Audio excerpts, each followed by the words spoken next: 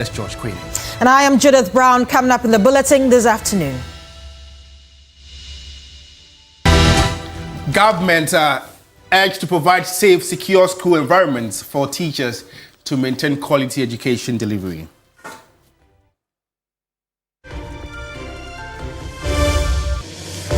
Also this afternoon, government to deploy some 5,000 graduates as agricultural and veterinary officers to assist farmers across the country.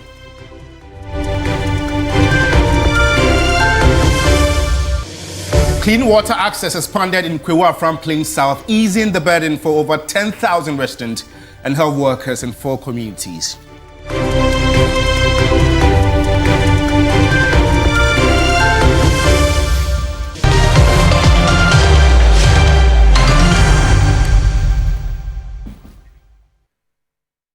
It's always a pleasure coming your way. Just so you know, you can also get interactive with us. We are live on Facebook as TV3 Ghana. Let's begin with the presidency.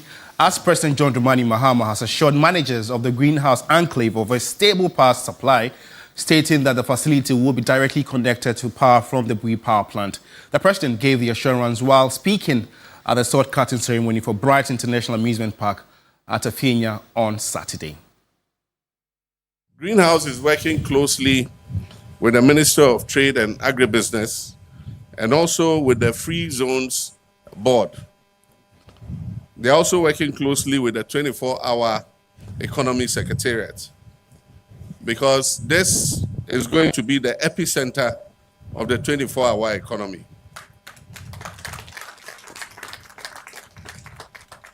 They have a few problems that they have brought to my attention to do with stable power. And so when we came here, the first point of visit was their new substation. They're going to receive electricity from the Bui power plant directly. And so power is going to be stable here. And all the industries in this enclave can be assured of stable hydro power from the Bui Power Authority. This facility will upskill our young people. Today, our young people come out of free SHS, and if they don't continue into university, they do not have any skills to go into the world of work. And so here, when they undergo training for 1 month, they learn how to work in factories. And the training is of international standard. So they can work in factories both here in Ghana, and if they find themselves abroad, they have the skill and discipline to work in factories abroad. Now, in other news this afternoon, Vice President Professor Nana Jane Opoku-Agyeman has announced that government will soon deploy some 5,000 graduates as agricultural and veterinary officers out to assist farmers across the country. The Vice President announced this during the 2025 Asogli State Yam Festival celebration in Ho. Today's farmers face challenges: changing rainfall patterns, post-harvest losses, market instability. This is why, at the national level, the government has placed security and agricultural transformation at the heart of our agenda, including significant allocations that have been made to agriculture in 2025, supporting programs like the Vegetable Development Project and the famous Nkoko Nkete Poultry Eggs Production Tool. This also includes 5,000 graduates in agriculture and veterinary science who will be deployed across the country, including the Volta region, of course, to work side by side with farmers, providing modern extension services, sharing new techniques, and helping bridge research and practice. And at the same time, I hope and I know that the youth will be ready to learn from the farmers too. The Vice President also used the event to commend the chiefs and people of the Asogli State and farmers across the country for their contributions to food security and national development, while emphasizing that the Volta region is well placed to become an agricultural hub with the availability of improved seeds, irrigation infrastructure, and sustainable support from government.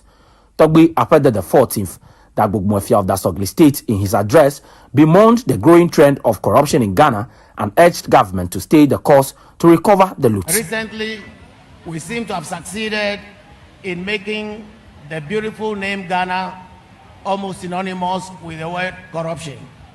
And that is why I like oral, the Operation Recover All Loot. And I want to commend the government for it and to encourage the government to stay the course and to recover all that has been looted from the state's coffers. Of course, corruption is not limited to the public sector. It's been a very, very, very pervasive phenomenon across our country. And most entrepreneurs, private businessmen will tell you that their biggest challenge is that of corruption. Everything that we can do to end corruption in our system or to minimize it will all be steps in the right direction.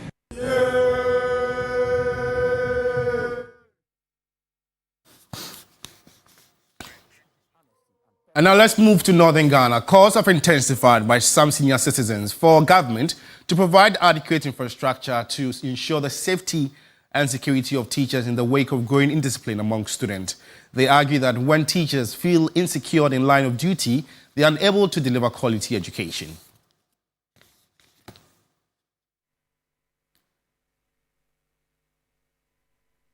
Christopher Macon has been engaging some senior citizens on the issues of growing indiscipline among students and the infrastructure situation in second cycle schools, and joins us via Zoom with more updates. Chris, beyond the issues of indiscipline among students, which we often see, what else have they been advocating for in the area of education?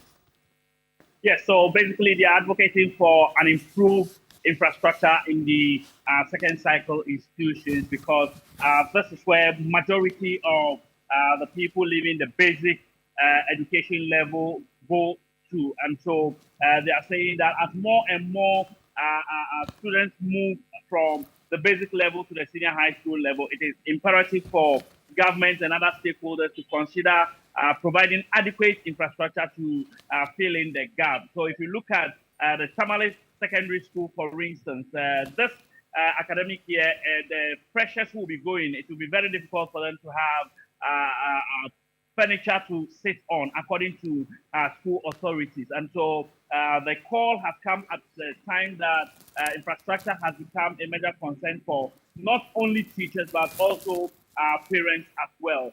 Let's take a listen to the call by these senior citizens regarding discipline and infrastructure in second cycle institutions.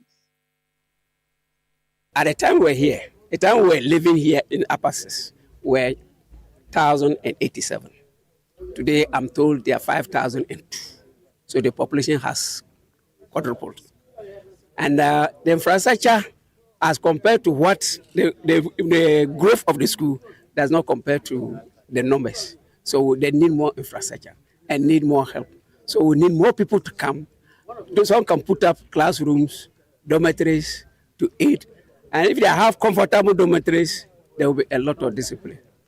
There will be a lot of discipline among the children. And that's all that we want. And that's brought us to the kitchen. Because we're told one of them, it rained and she felt and got hurt. And they had to carry her to hospital. So we don't want that to happen. In fact, we are guiding work environment in the school. So we don't want such names to come out of our school. That somebody cooking for our children had gone this way. The whole country. And if we want to depend on only government to provide such structures, it is not going to be possible. So we are saying that everybody should come on board. It's not only Tamasco, even across the country. We have civil society organizations, we have parent-teacher associations, we have old boys or old girls of various schools, especially we're talking about educational infrastructure, to actually come and then do something small for their alma mater. We are taking into consideration the security of the place. And because with such things lacking, you cannot also talk about discipline. Christopher, you've been engaged with these senior citizens. When you talk about the insecurities of these teachers, do you get the sense that it's only limited to infrastructure? What happened to motivation? It's always said that the teacher's reward is in heaven. Didn't they talk about motivation for these teachers? Yes, so basically, in the area of security, they are talking about the fact that there are most of the schools that do not have walls. The infrastructure gap is also a matter of concern when it comes to security, because if infrastructure is lacking, the children move around haphazardly, and it can cause insecurity in the school. Now, when it comes to motivation, what they've been saying is that the teacher unions have tabled their concerns to government. It's about government and the unions coming together and reaching an agreement to know how the life of a teacher can be better off. Now, one other aspect has to do with accommodation for teachers, which also falls under the infrastructure. And so they have implored government, civil society organizations, especially old students of the various second cycle institutions, to take keen interest in the development of their schools, because that is the main transitional point of the growth and in education of the children, because from there they move into the tertiary and they fit into the workspace in the country. And so more serious attention, according to them, has to be given to the teachers and students in the second cycle institutions. Yeah, thank you so much. Christopher Marco is a Savannah correspondent. Calls have intensified in some quarters of some senior citizens to ensure that there's adequate provision of infrastructure to ensure the safety and security of teachers. Judith. Absolutely. Now, Tuesday and Friday, school activities at Tuanikope Basic School, located at one of the Adan East Islands, have been restored after teachers of the school were provided with an official boat, outboard motors and life jackets. Joseph Armstrong Godalobe visited the island community months after our initial report and has more to say. On July 5, 2024, TV3 reported on the plight of island schools in the Adan East district, where Tuanikope DA Basic School kids could not hold classes on Tuesdays and Fridays. The challenge stemmed from the lack of boats and outboard motors to transport teachers from the mainland to the island, especially on market days. Pupils told TV3 the situation was affecting their academic work, but a follow-up visit to the school on Tuesday, September 30, revealed a turnaround. Teachers now have access to an official outboard boats and life jackets, ensuring consistent teaching days. We can today say we have our own boat, our new machine, that's the outboard motor, brand new. What you people came to do about 2 years ago. A year ago. I think a year or 2 years ago. It yielded a positive result. The last time you came, they told me my life jacket wasn't a proper one, but today I have a good life jacket. We are currently on our way to Tuanikope, an island school where until last year they did not have a boat, and this time around they are fortunate. They've been given a boat and an outboard motor, making commuting to school very easy for them. The headmaster of the Tuanikope Basic School, Abayate, expressed gratitude to TV3 and stakeholders for the intervention. It's not like we choose that we won't go to school Fridays and Tuesdays, but today, as you can see, if not because we have our own boat and we have to fall on the commercial boat, there's no way we can make it. He added that the improvement has reflected in academics, with the school placing third in the Adan East district in the latest BEC results. Academic-wise, this very year, Tuanikope Basic School came third in the whole district when it comes to result-wise. During TV3's visit, pupils were already in class. Some of them confirmed that their teachers' presence has since been regular. Now you people has given both to our teachers. Now they are coming school Tuesday and Friday. Now it's good. The Human Resource Manager of the Adan East Education Directorate, Neokain, also commended the support. Through your reportage, we got help. A mining firm came in and they donated a boat with outboard motor to the school. The canoe has been in existence and is in use. So if you go to the school Monday to Friday, you see teachers in the school. He, however, appealed for assistance to provide teachers with accommodation, saying government alone cannot shoulder the burden. Currently, there are 5 schools serving 13 island communities in Adan East with a students' population of more than 500. With transport challenges addressed, island communities like Tuanikope are hopeful the next step will be permanent housing for teachers to sustain quality education delivery. Indeed, it appears there has been some sort of improvement here at Tuanikope DA Basic School, but many more things need to be added to make teaching environment here very conducive. Joseph Armstrong, go with TV3, Tuanikope. Well, in more news this afternoon, government on Thursday, October 2, increased the producer price of cocoa from 3,228 Ghana cedis per 64 kg bag to 3,625 cedis per same bag. The decision, which took effect from Friday, October 3, was taken after a meeting by the Producer Price Review Committee, PPRC, chaired by the Minister of Finance, Dr. Kesela Tuforsin. The basis of the changes that we have affected to the forecast, the government has taken a decision to increase the producer price of cocoa to 3,625 Ghana cedis per bag, or 58,000 Ghana cedis per ton. This simply means that per every bag purchase, the cocoa farmer is getting 400 Ghana cedis additional. Simply put, to the ordinary cocoa farmer, since my last engagement on the 4th of August to today, every bag you purchase, you will sell to Cocoa Board, you'll be getting another 400 Ghana cedis, or 4 million Ghana cedis, old Ghana cedis. Ghana Cocoa Board will continue to implement all the interventions to support the cocoa production and the welfare of the cocoa farmer. In particular, Cocoa Board will intensify the supply of free cocoa fertilizers, both liquid and granular, free insecticides, free spraying machines, and free fungicides, and free flower inducers to the cocoa farmer. In addition, Cocoa Board is on track to implement the new tertiary education scholarship scheme for children of cocoa farmers in the 2026-2027 academic year. Well, let's still on this very matter. Thomas A. Sikuma is Deputy MD, PBC Limited, and convener for the Coalition of Cocoa Sector Reforms. Good afternoon. Thanks for joining us. What is your initial reaction to the new producer price of 3,625 cedis per bag? Good afternoon, my brother. I'll say farmers welcome this new price with much enthusiasm because this has been their expectations at the opening of the cocoa season, which they never had. Yeah. So this intervention coming at this time has increased farmers' motivation, and farmers are reacting positively to this new price.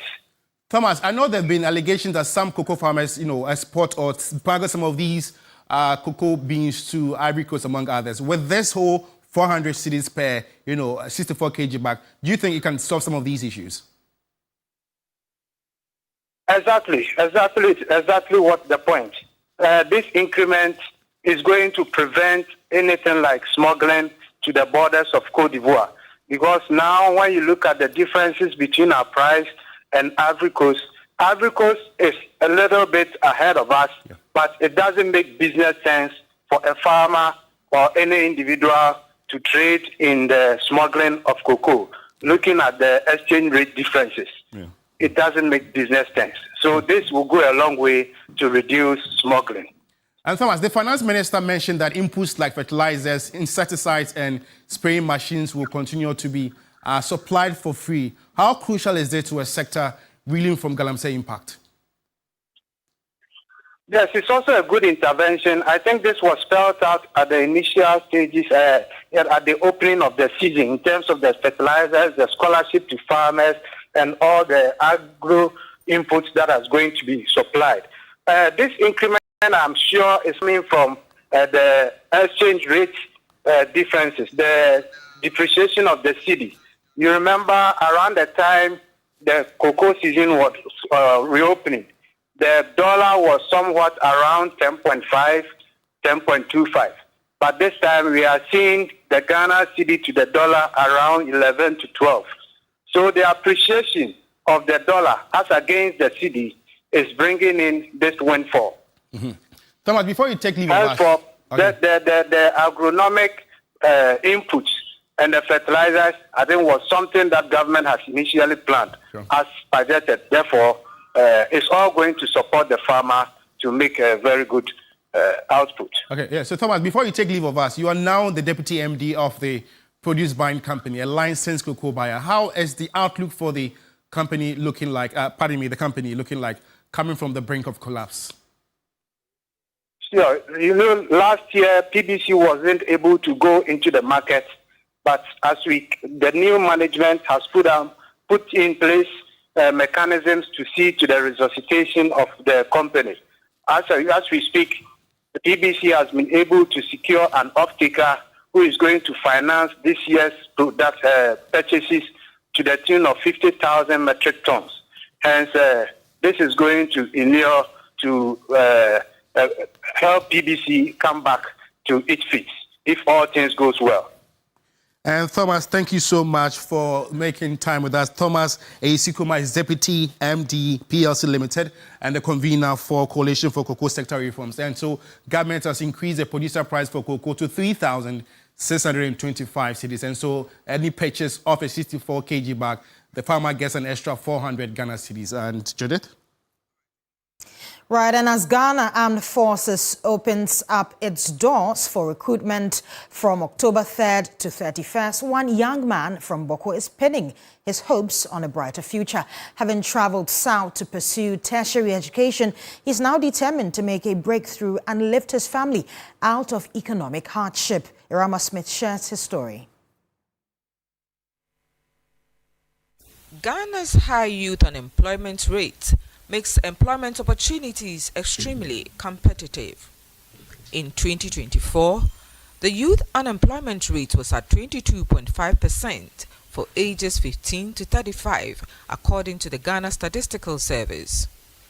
Meet Isa Muhammad Varhand, a 22-year-old with a clear vision for his future. Hailing from the conflict-scarred Boko in the Upper East region, Isa is a third-year student of building construction at the Takoradi Technical University. As the eldest of 6 siblings, he feels burdened to help secure the future of his younger siblings. The thought of being able to support his family back home keeps him going. With the way I am, I'm not even sure sitting in the office is of my choice. No. I like to be on the field. I like to do something, not just sit in the office. So, and I'm also the firstborn. What of 6. And watching the way my dad and my mom are struggling, I think if I should get a job, maybe I can contribute to the well-being of my younger siblings. That's the main reason why I'm forcing. Isa has seen firsthand how the conflict has ravaged their livelihood, with his mother's yam business faltering and his father's livestock imports from Burkina Faso now requiring costly security measures. This is a constant reminder of the fragility of their existence. And my mom too, she sells yam. But now, because of the way our place is with the conflict, for the past 6 months or 7 months, she hasn't been able to go and pick anything. So she's always in the house. So if my dad doesn't get some and send home, just there. And with the way I'm also in school, with my school fees, hostel fee, feeding, it's a whole lot of pressure. So I myself, I want to start getting something so that I can take off some of the pressure. Through a friend on campus, Isa seized an opportunity to join the community police while still in school, a bold move that offered a glimmer of hope for a stable future. But with no guarantee of permanent employment after 2 years, he is now pinning his hopes on another opportunity, enlistment into the Ghana Armed Forces. I'm trying to see if, by God's grace, if I should get this one. Because going to the and it's only for 2 years. It's only for 2 years, and then after that, you can reapply.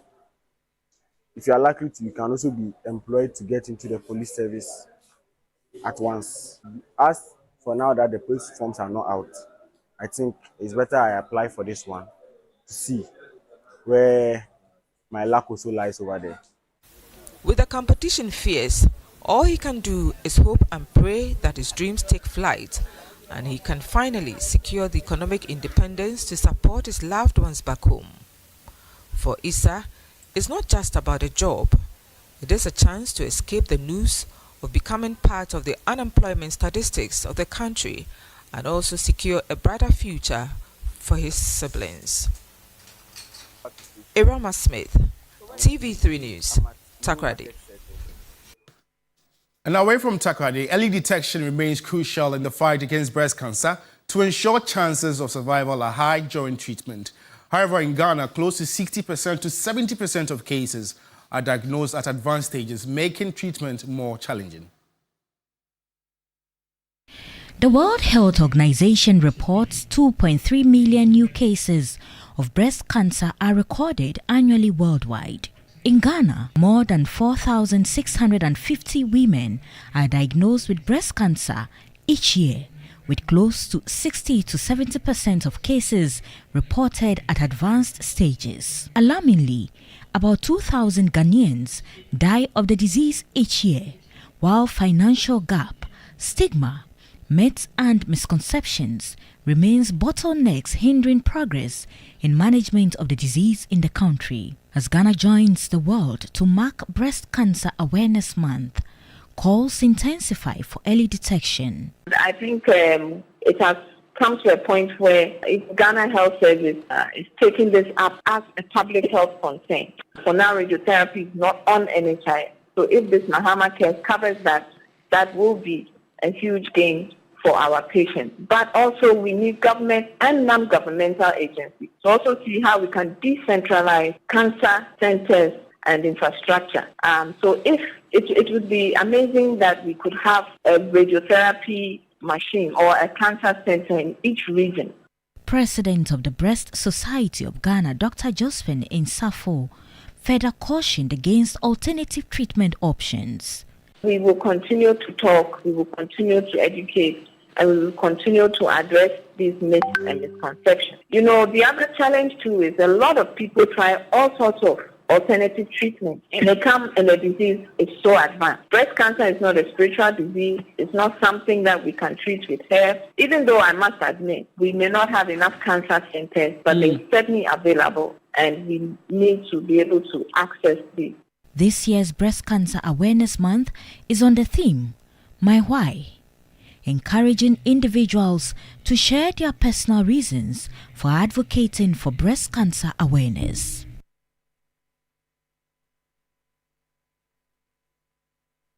Now, in a message of hope and resilience, survivors of breast cancer are emphasizing that a cure is within reach, but only if the disease is detected in its early stages. This rallying cry comes as Kumasi hosts an annual awareness event, the Walk for the Cure, organized by Breast Care International, BCI.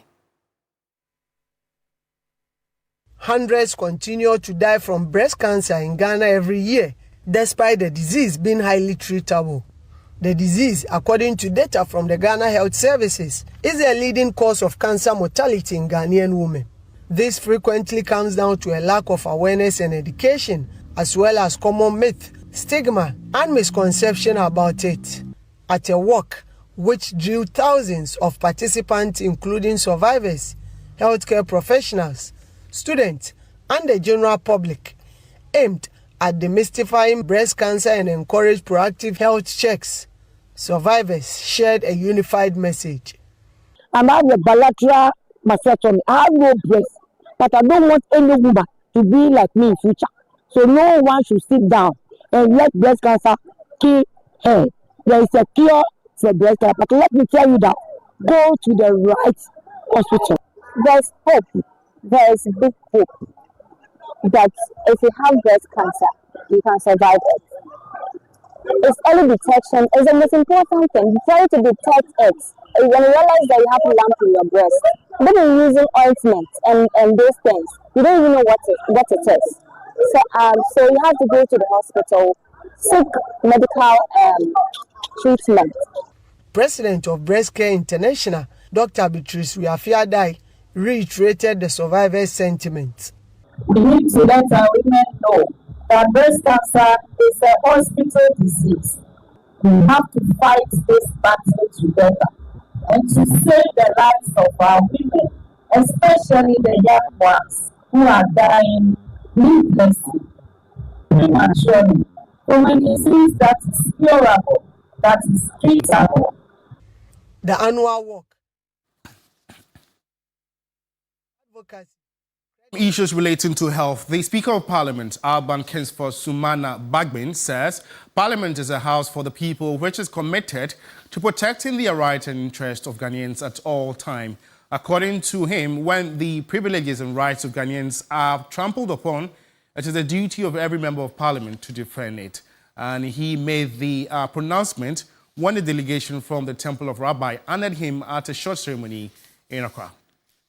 Speaker of Parliament Alban Sumana Kingsford Bagbin was until his appointment as Speaker in January 2021, the Member of Parliament for Nadowli Kalio from January 7, 1993 until January 6, 2021. Alban Bagbin also served as the Minister for Health from January 2012 until February 2013. A citation presented to him described him as the Colossus of Ghana's Fourth Republican Parliament. The citation also recognized Right Honorable Bagbin's dedicated service to the country as the longest-serving Member of Parliament in the Fourth Republic. Receiving the citation, the Speaker pledged to protect the rights of Ghanaians by the enactment of stronger laws. This is the only house that is for all Ghanaians. Any Ghanaian living anywhere, this is his house. If anybody is chasing you anywhere and you run into this house, you can't be arrested. That is the power of the house. People still don't know it. But what they call your rights, your privileges,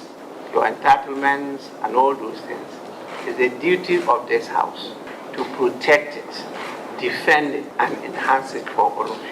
The ceremony was witnessed by chiefs and queen mothers from Ekumfi in the central region where the Temple of Rabbi is based. Also present were some Member of Parliament and clerks. The leader and founder of the Asumdwe Ntonton Som, Okronkroni Nyame Somafo Yawo, condemned the pollution of water bodies through illegal mining, calling for drastic measures and advised those engaged in it to stop. It is this holy temple that will bring peace into the nation. Everyone is aware that things.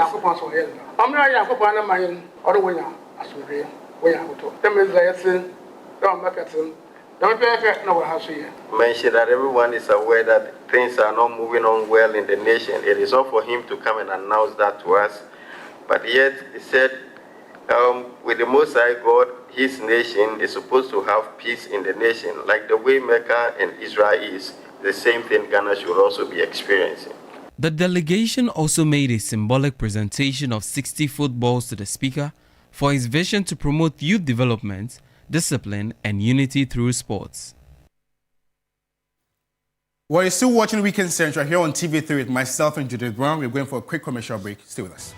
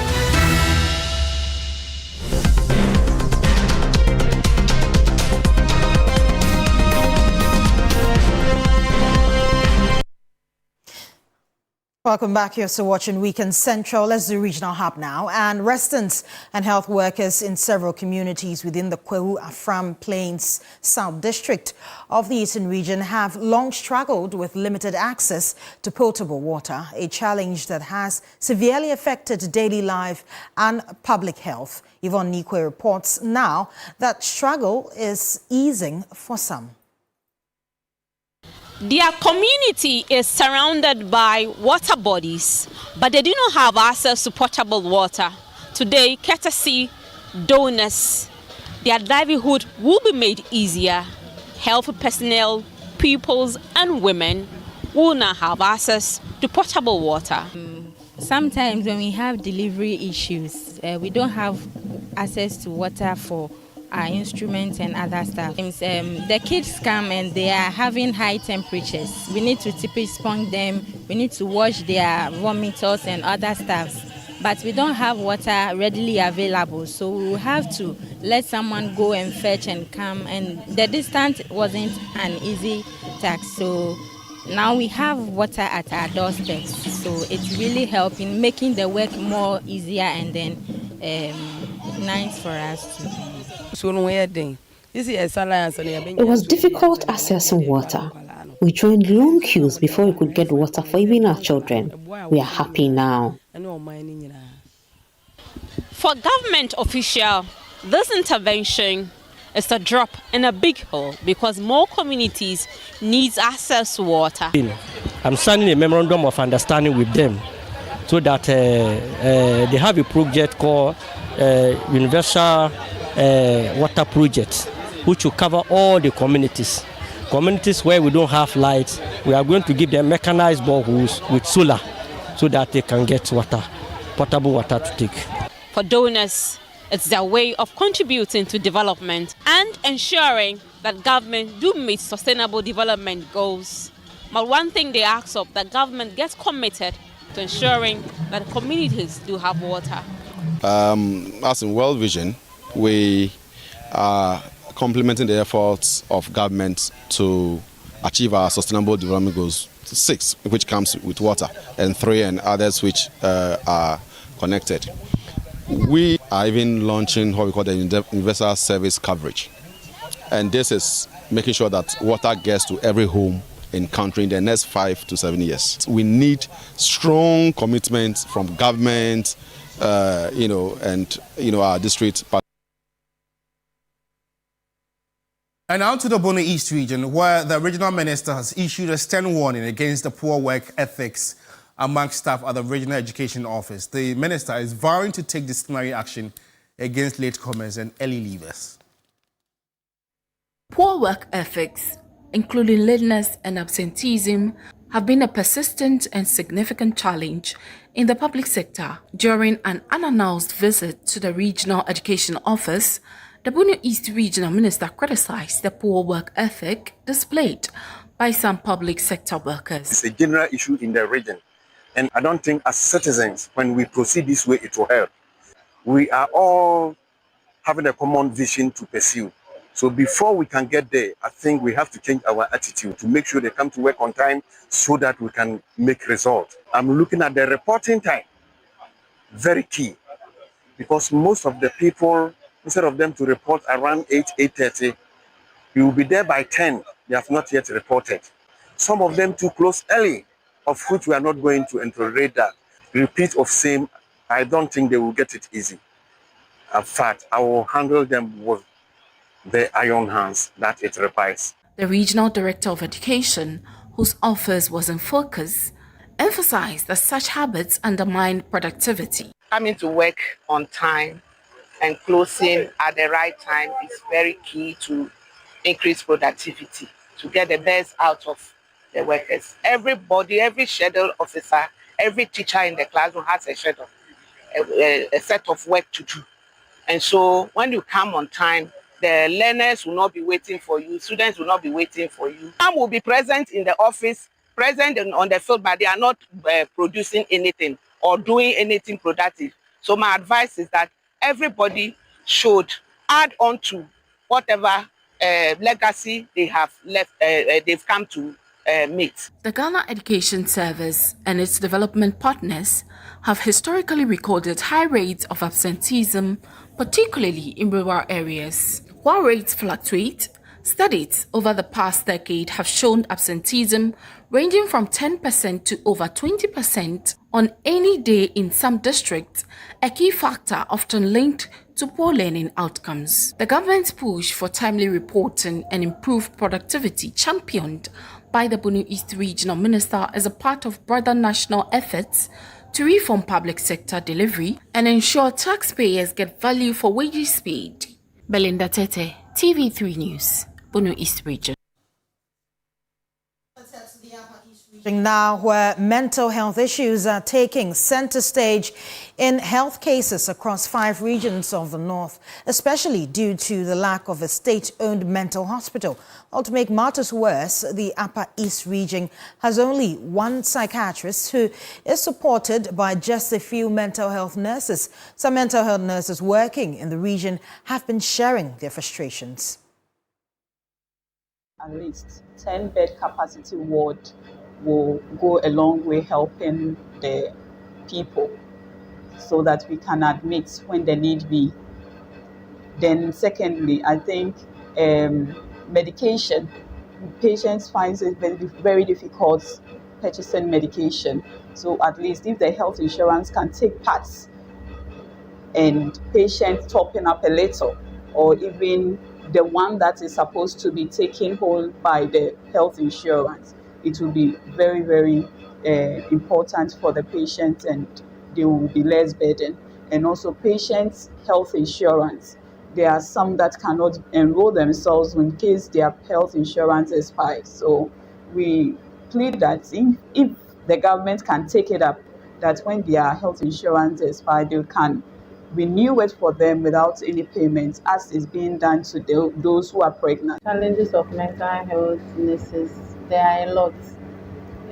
Sometimes some of the challenges are we are not able to communicate with our clients very well because of language barrier, and we need someone to translate, either the person's relative or maybe any other any people like around, or maybe a health worker. Also, we also have the challenges of being able to tell our patients to adhere to treatments, because majority of them don't have enough money to pay for their treatment, like to buy medications. Also, some don't even have money to enroll themselves on the national health insurance because they are being neglected by their families and because of the stigma. So majority of our clients ends up falling on us for us to get the medication, and availability of the medication for the various facilities to also share is also a problem, because if there is medications for free, we can give them for free, but they cannot purchase it, and it's making a lot of our patients relapse now and then. Now, built to nurture children with diverse backgrounds across the country, TV3's reality show Talented Kids have over the years inspired many children, and some have gained international recognition. In the following report, William Evans Inkum tells a story about how a community in the Ashanti region is building up kids in anticipation of the next season. Besro is a community in the Setre-Kumawu district of the Ashanti region.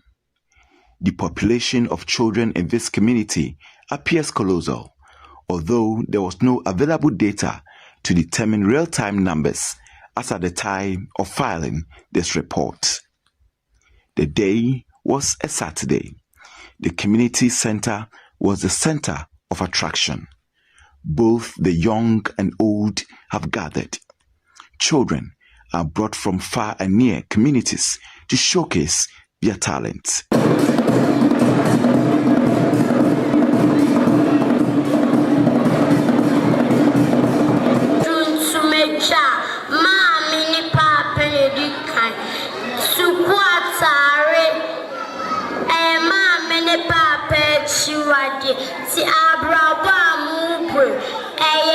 The many jay every TV3 the way are more talented kids nan kolane da talent no and the mekama kuma se Kumawu ha. I was inspired by TV3's talented kids. My hope is to see these children represent Kumawu at talented kids and, if possible, win. And also see them travel around the world, just as we see.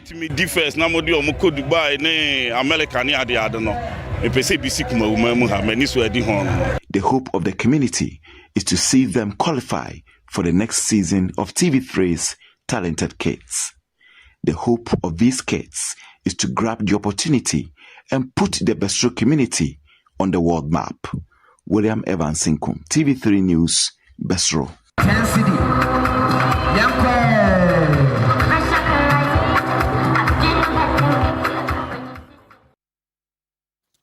In 1995, Ghana connected to the internet for the first time, a move that would go on to reshape communication, business, education, and culture. 30 years on, internet access has become nearly essential, but it has not come equally or easily for all.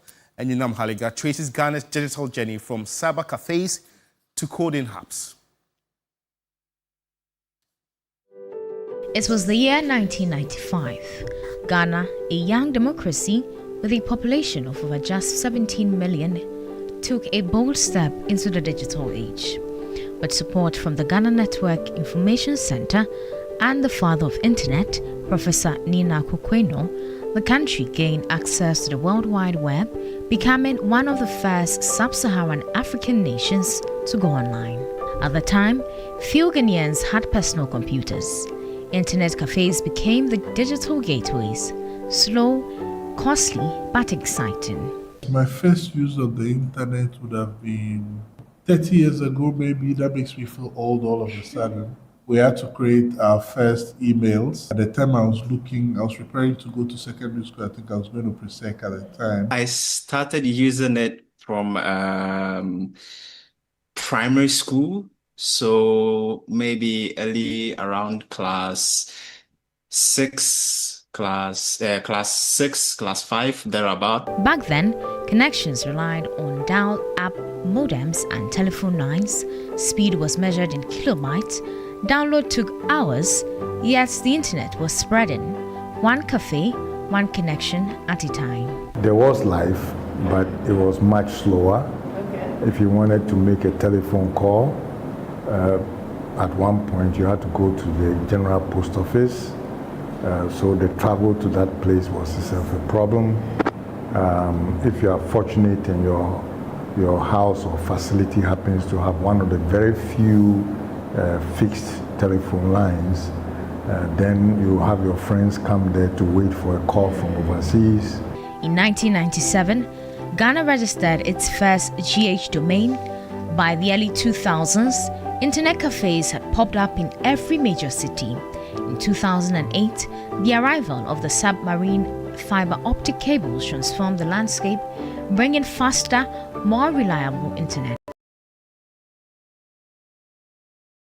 A mobile boom. Today, more than 23 million Ghanaians are online, over 70% of the population. From sending money and attending classes, to ordering transport or food, to finding work, the internet is now embedded in everyday life. So I personally work from home, and so I need it like 24/7. I always need to be connected because you don't know when you might have to get on to do something for work.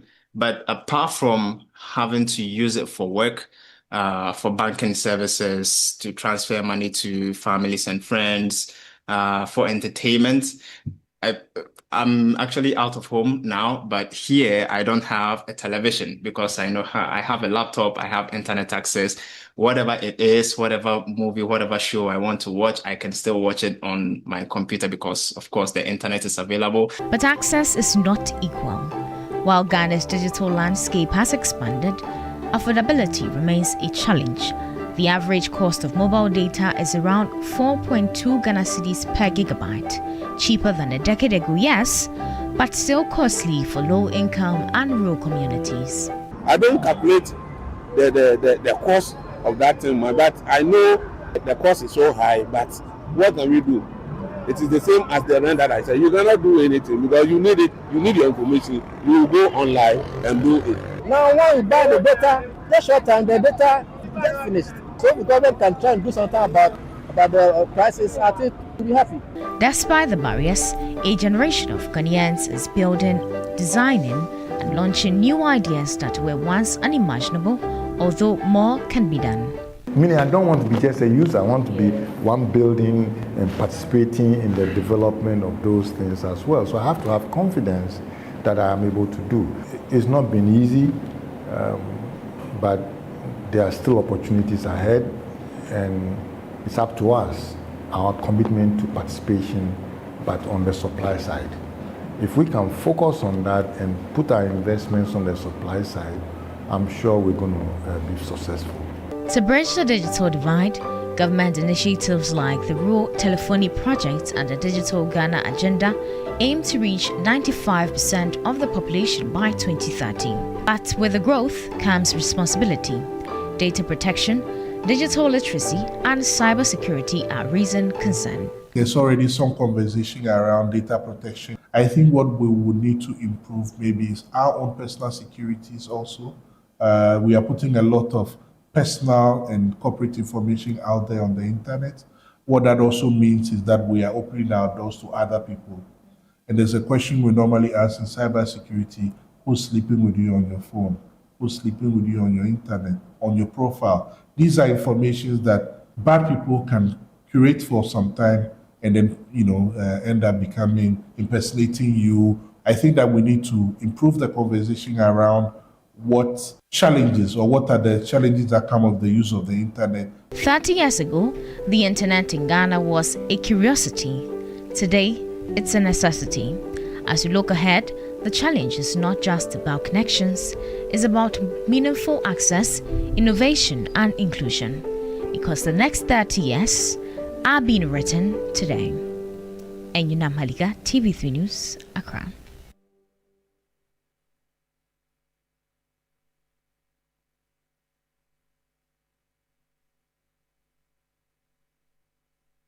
I did mine too, my BC at the internet cafe, and it's very interesting. I remember you guys would go there just to play games, and now you have people in your rooms there.